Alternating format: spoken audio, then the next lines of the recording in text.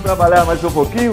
Chega de moleza, estamos estudando apologética. Apologética, para quem não sabe, significa defesa. No nosso caso, defesa da fé cristã.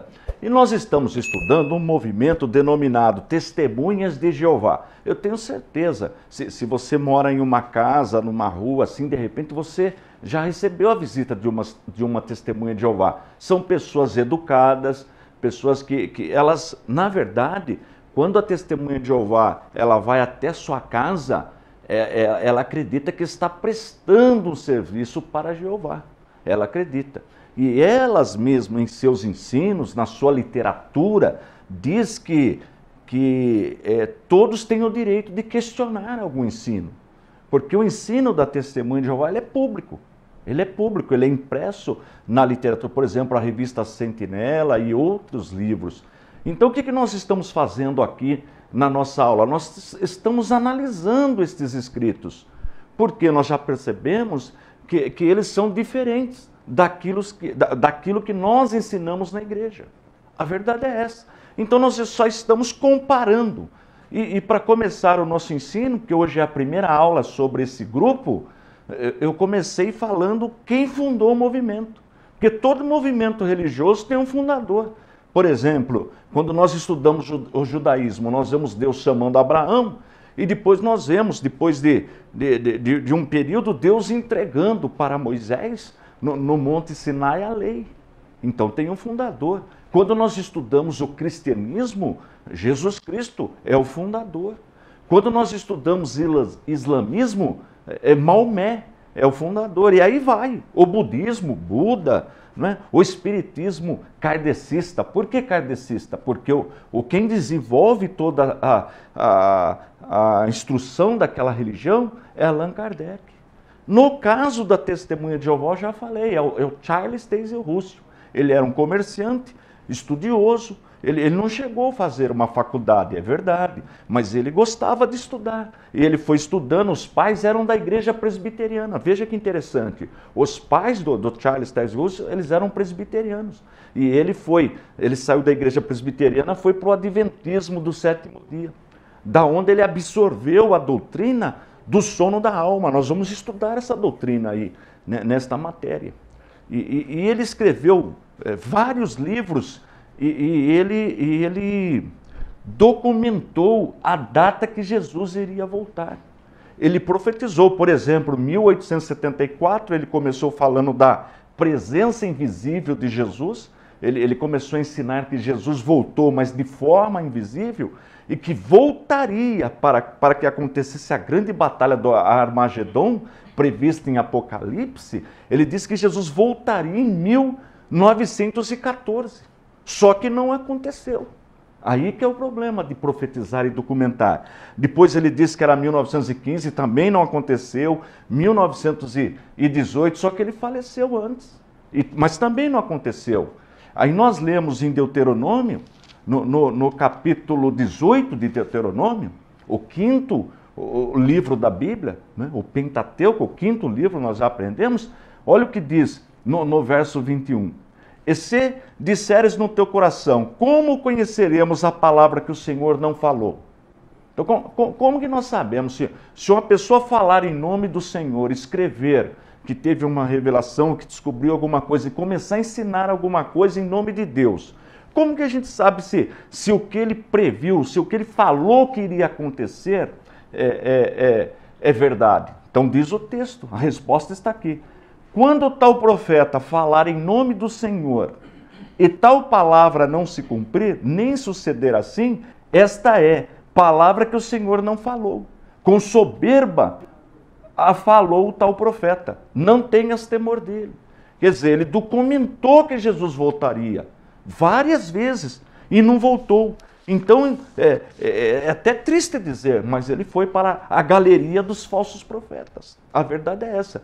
Depois nós vimos que o sucessor dele, em 1917, o sucessor dele, que ficou até 1942, o Joseph Rutherford, o Rutherford, conhecido como Rutherford, ele escreveu um livro chamado Milhões que agora vivem jamais morrerão. Olha que título sugestivo.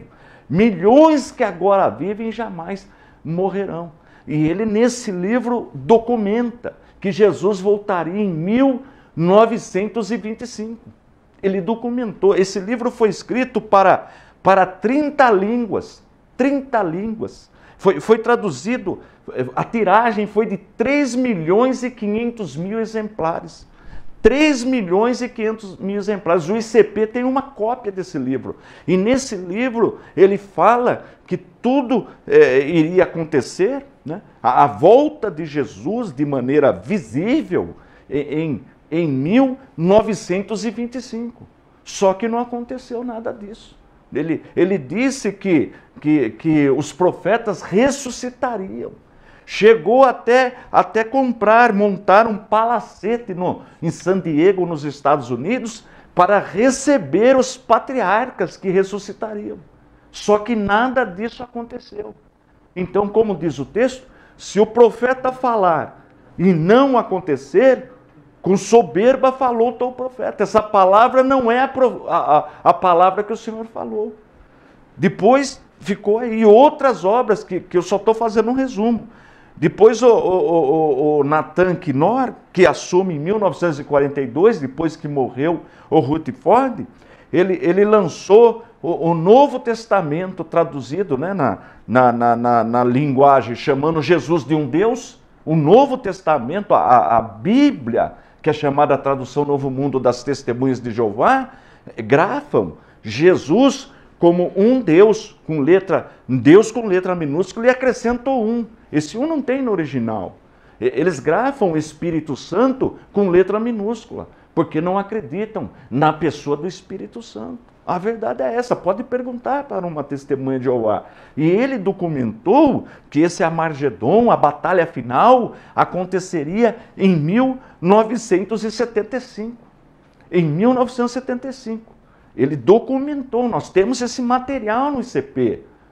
E aí o povo fica esperando. O povo acredita no seu líder. As pessoas depositam fé no líder. E começaram a trabalhar, fazer o trabalho mais árduo de em casa, dizendo para as pessoas, olha, você precisa virar uma testemunha de Jeová, porque a batalha final vai acontecer em 1975. Só que nada disso aconteceu. Nada disso aconteceu. Então, o que a Bíblia ensina quando o profeta, quando uma pessoa fala em nome do Senhor, documenta, e pede para que as pessoas saiam ensinando o que ele revelou e não acontece nada. É chamado no que da Bíblia? O termo é esse, falso profeta. Não tem outro nome. E a liderança sabe do que eu estou falando. Mas daí, o sucessor dele, ele morreu, o Frederic Franz, que foi também um dos presidentes, um dos líderes, disse o seguinte, que a pregação do Evangelho ia encerrar em 1989. Olha só, documentou também, olha, a pregação do Evangelho vai só até 1989, depois não vai mais ter pregação do Evangelho. Para aí a pregação do Evangelho, dita, aquele ide de Jesus, ide, ensinai, só até 1987, segundo o Frederic Franz. 1900, eu tenho a data aqui, ó, 89, desculpa, 1989. 1989, corrija aí, por favor. Mas o que aconteceu? O Evangelho parou? Não. Não estão pregando o Evangelho, ensinando a palavra de Deus, não parou. E nem elas pararam. Nem as próprias testemunhas de Jeová obedeceram à profecia do líder. Então o que acontece? Se o líder fala e não aconteceu, ele vai para a galeria dos falsos profetas. É isso que nós estamos estudando. É isso que nós estamos estudando. E uma coisa importante que eu aprendi, e é verdade, não existe no mundo, olha que palavra forte, não existe no mundo uma pessoa sequer que tornou-se testemunha de Jeová só lendo a Bíblia. Você sabia disso? Aliás, elas mesmas ensinam isso. Elas ensinam isso. Que não tem no mundo, que não tem como conhecer a palavra de Deus sem estudar com elas. Então não existe no mundo uma pessoa sequer que tornou-se testemunha de Jeová só lendo a Bíblia. Não tem como, porque não tem na Bíblia aquela religião, aquilo que é ensinado. Porém, você vai encontrar milhares e milhares de pessoas no mundo que foram transformadas por Deus só lendo a Bíblia. Você sabia disso?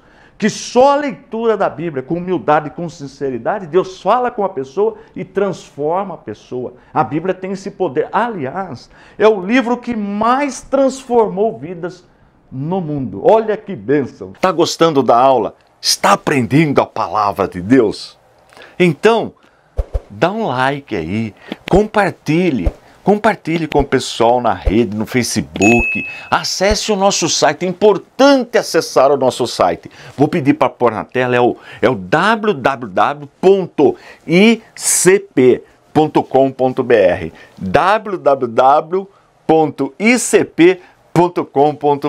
Lá você encontra essa Bíblia, a Bíblia Apologética de Estudo, você encontra também os nossos módulos, os módulos para você, porque você está fazendo o curso, está pegando as aulas aí na internet, mas e o seu diploma? Como você vai receber o seu diploma? Como você vai provar que você estudou? Então precisa ligar para a gente, precisa acessar o nosso site, peça o material, lá tem tudo detalhado, eu tenho certeza que vai ser bênção para a sua vida, tá bom? Entre em contato conosco, que eu não tenho dúvida disso, que o seu ministério será abençoado, a sua família será abençoada, os seus amigos serão abençoados, porque o nosso Senhor Jesus ensinou que a boca fala daquilo que o coração está cheio, tá bom?